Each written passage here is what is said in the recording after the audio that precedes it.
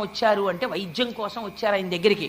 అంటే మీరు ఈ లీల దగ్గరికి రాగానే మీరు ఒక విషయం అర్థం చేసుకోవాలి, లోకము యొక్క స్థితి ఎలా ఉంటుంది అంటే అటువంటి మహాత్ముడి దగ్గర భగవంతుణ్ణి తెలుసుకోవడానికి వచ్చిన పవిత్రమైన ఉపాధితో అటువంటి కారణజన్ముడు ఎదుట కనపడిన ప్రపంచం భగవత్ సంబంధమైన జ్ఞానాన్ని తెలుసుకోవడానికి ప్రయత్నం చెయ్యదు. అప్పుడు కూడా ఇంకా ఇహమైనటువంటి కోరికలతోటే తాను సతమతమైపోతుంటాడు, ఎదుటివాడిని ఇబ్బంది పెట్టేస్తాడు. అందుకని ఎంతసేపు ఏమిటి, బాబా నాకు కంట్లో బాగోలేదు, బాబా నాకు జ్వరం వచ్చింది, బాబా నాకు కడుపులో నొప్పి వచ్చింది.